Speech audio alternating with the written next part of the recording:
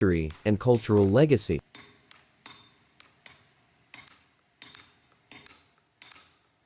The manufacturing process of making a stone mortar for rice cakes involves several steps to ensure a durable and suitable grinding surface. By following these steps, you can create an inner surface that is ideal for grinding ingredients.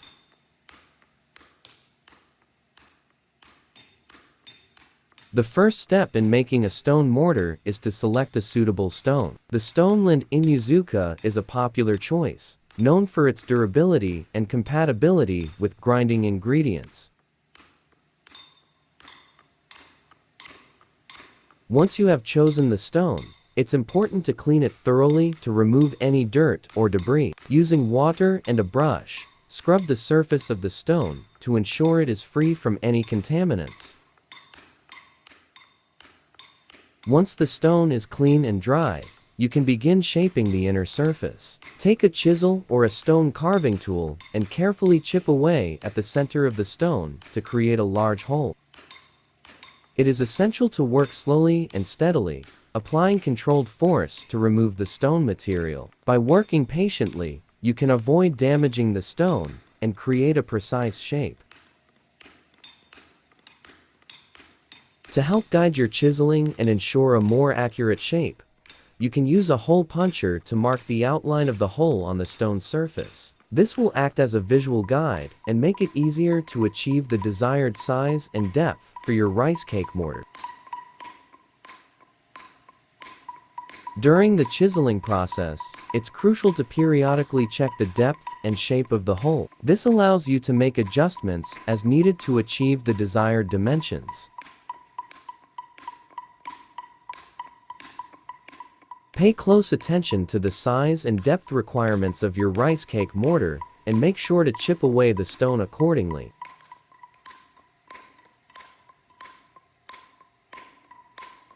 Once the hole in the center is created, you can refine the inner surface by smoothing it out. Use sandpaper or a grinding tool to remove any rough edges or uneven areas. This step is crucial as it provides a more comfortable and efficient surface for grinding rice cakes.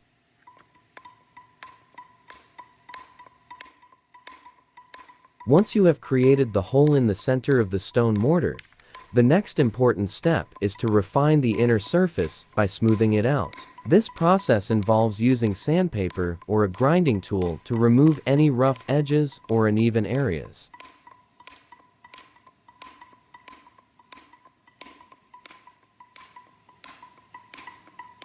First, carefully inspect the inner surface of the hole for any rough or uneven spots. These can interfere with the grinding process and make it less efficient. By smoothing out the surface, you create a more comfortable and even grinding surface for rice cakes. After the inner surface is smoothed, it's important to clean the stone again to remove any dust or residue from the chiseling process. Rinse the stone thoroughly with water and allow it to dry completely before using it for grinding rice cakes. After the inner surface is smoothed, it's important to clean the stone again to remove any dust or residue from the chiseling process. Rinse the stone thoroughly with water and allow it to dry completely before using it for grinding rice cakes. This ensures that no debris or contaminants remain that could affect the quality of the ingredients being ground.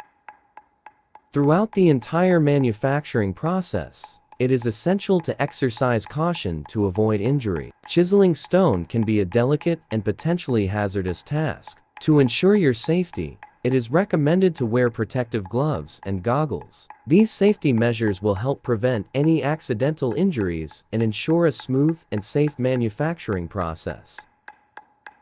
By following these steps, you can create a stone mortar with a well-shaped and smoothed inner surface, perfect for grinding rice cakes. The process may require patience and precision, but the end result will be a durable and efficient tool. Hiroshi Kamikawa, a renowned artist and expert in stone cutting techniques, will be showcasing his exceptional skills and expertise through a captivating demonstration at Tokyo University of the Arts. As a distinguished faculty member of the university, Kamikawa has garnered international acclaim for his innovative approach to sculpting and his mastery of various stone cutting methods. The stone cutting demonstration promises to be a mesmerizing experience, offering a unique insight into the intricate artistry involved in transforming raw stone into exquisite sculptures. During the demonstration, Kamikawa will share his creative process, revealing the intricate techniques he employs to shape and refine stone. From the initial conceptualization to the meticulous execution,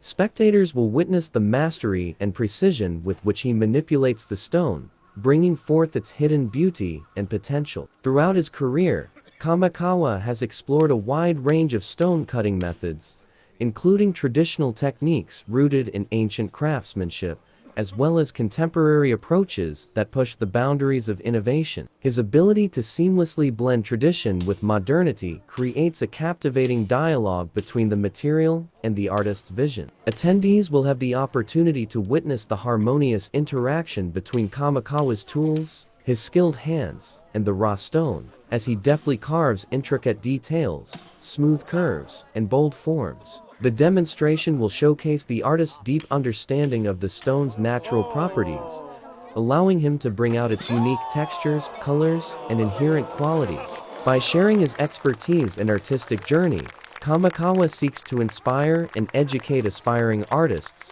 students, and enthusiasts alike. His stone cutting demonstration at Tokyo University of the Arts offers a rare chance to witness the mastery and finesse of a true visionary, who effortlessly transforms a solid and yielding material into a work of captivating beauty and artistic expression. Stone splitting has been an integral part of Shadoshima's history for centuries. The island is blessed with an abundance of high-quality stone, particularly the distinct olive-colored stone known as Shadoshima Ishi. The skillful craftsmen of the island have honed their expertise in working with this stone, using techniques passed down through generations. At Isshinbayashi, visitors can witness the meticulous process of stone splitting, which involves utilizing traditional tools and methods. The craftsmen, with their deep understanding of the stone's properties, carefully select the appropriate tools, including chisels, wedges, hammers, and mallets, resembling those used during the Edo period. Each tool is designed to exert precise force and leverage, allowing the craftsmen to split the stone along its natural grain lines, resulting in uniform and aesthetically pleasing pieces. The stone splitting process is not only a display of skill and craftsmanship, but also a reflection of the deep connection between the craftsmen and their environment. Shadoshima's stone craftsmen produce a wide range of items, including garden lanterns, stepping stones, stone walls, and artistic sculptures, which are sought after by collectors and enthusiasts alike. The stone-splitting techniques practiced at Isshinbayashi serve as a living testament to the island's rich history for your culinary needs. Manual stone separation is a traditional method used in stonework to split rocks into desired sizes or shapes. This technique involves the use of tools such as sledgehammers, wedges, and shims.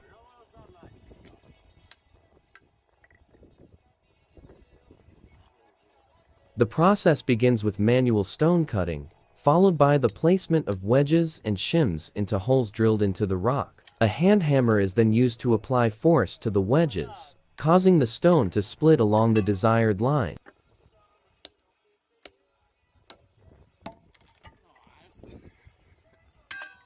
In this article, we will explore the steps involved in manual stone separation and discuss the tools commonly used in this process.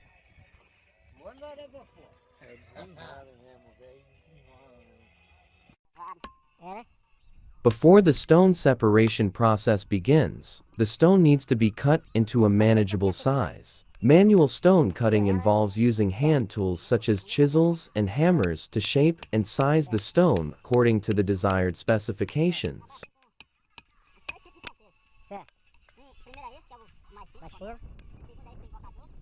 The stone is carefully marked and scored along the intended cutting line. A chisel is then positioned on the scored line, and a sledgehammer is used to strike the chisel, gradually working along the entire length of the scored line.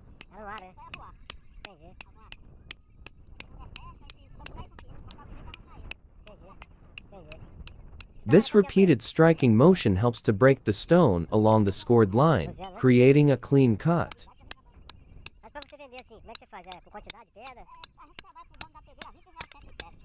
Once the stone has been cut to a manageable size, it can be further split using a sledgehammer. This method is suitable for large stones that cannot be easily split using manual wedges.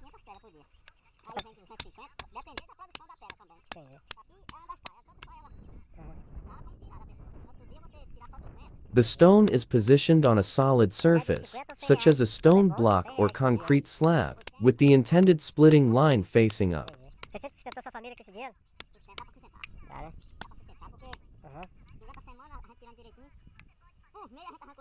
The person wielding the sledgehammer carefully strikes the stone along the intended line with controlled force. The repeated strikes gradually create fractures in the stone, leading to the desired split.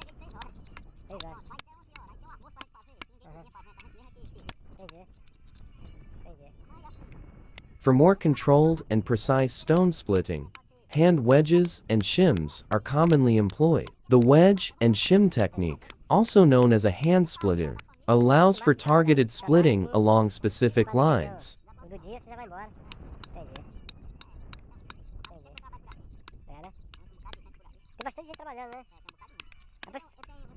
It involves drilling holes into the stone at regular intervals along the intended splitting line. The hand wedges, which are typically made of metal, are then inserted into these holes. Shims, which are thin pieces of metal or wood, are placed between the wedges and hammered into position.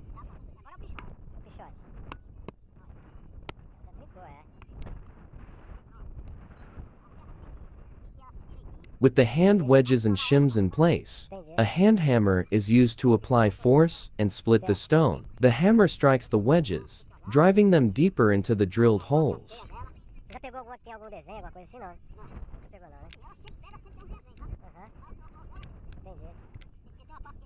As the wedges are forced into the stone, the pressure causes the rock to split along the predetermined line.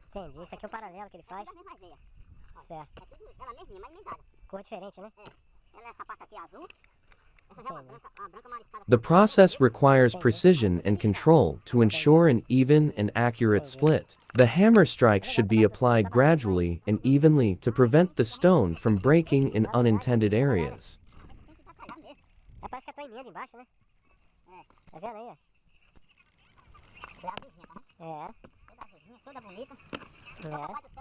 Manual stone separation is a labor-intensive process used to split rocks into desired sizes or shapes. It involves manual stone cutting to prepare the stone, followed by the use of sledgehammers or hand wedges and shims to split the rock along predetermined lines.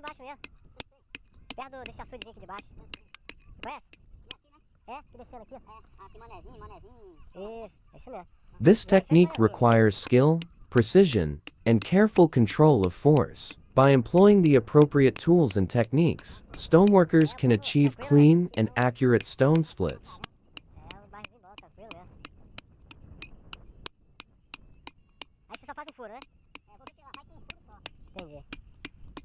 While manual stone separation may be time-consuming, it remains an important method in stonework, particularly in situations where precision and the preservation of the stone's integrity are crucial.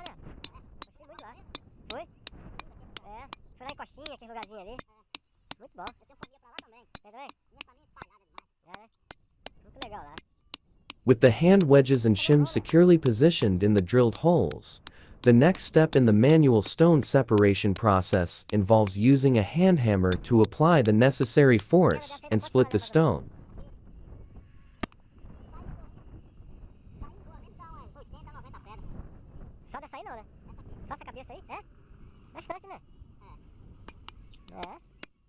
The hammer strikes the wedges, driving them deeper into the drilled holes and increasing the pressure on the rock. As this pressure builds up, the stone eventually fractures along the predetermined splitting line.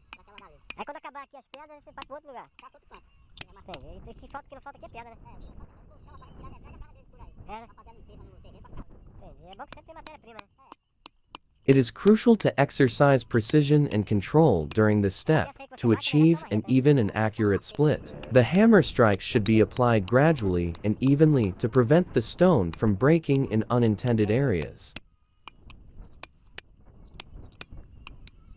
Já tentou trabalhar com a furadeira, pneumática, essas coisas nunca, né? Você prefere assim porque... Rushing or applying excessive force can lead to uneven splits or cause the stone to break in unpredictable ways, potentially ruining the desired outcome. Entendi. Explodir ela só, né? Só explodir. Entendi.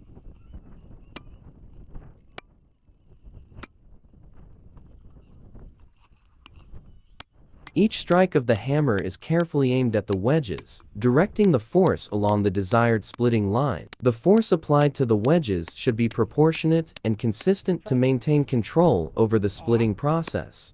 Você precisou fazer aquele risco de novo ali, né? Pra ela poder acabar de abrir. Entendi.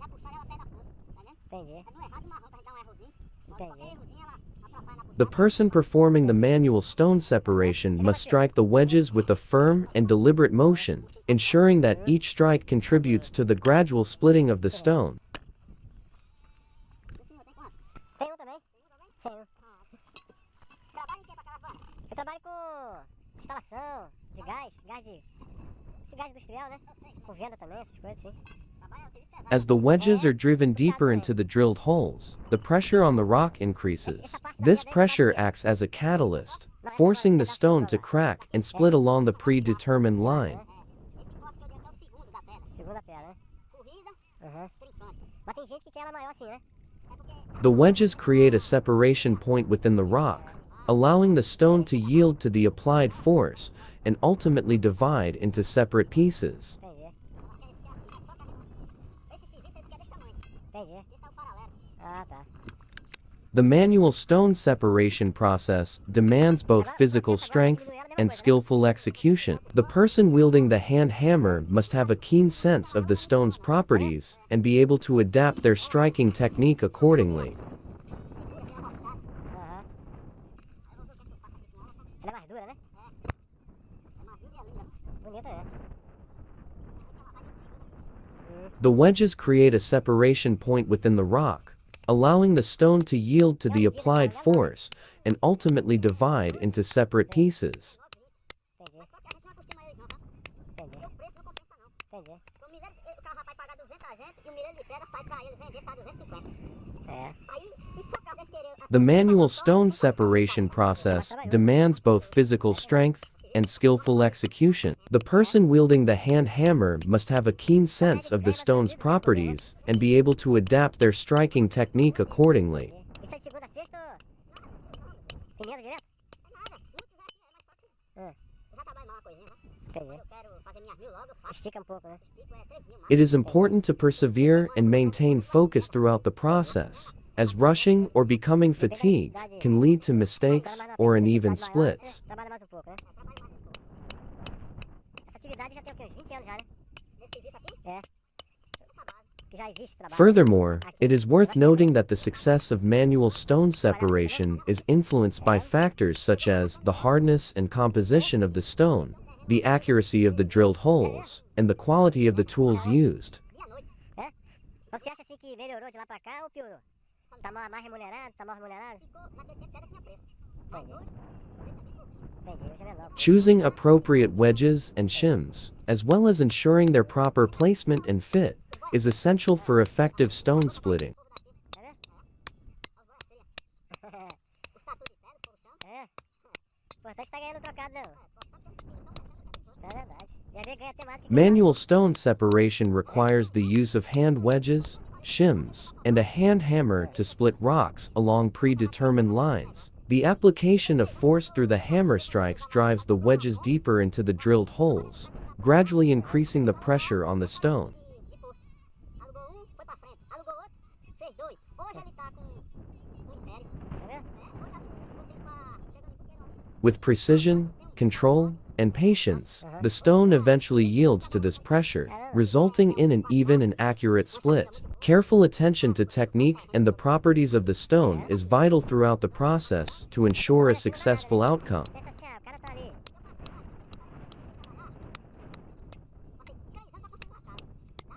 When using a sledgehammer to split a stone, it is important to hold the hammer correctly to ensure both effectiveness and safety.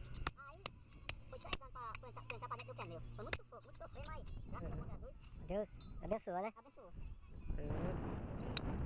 Select a sledgehammer that is appropriate for the size and hardness of the stone you are working with. Consider the weight and length of the hammer, ensuring that you can comfortably handle it while maintaining control. Dei muito bem.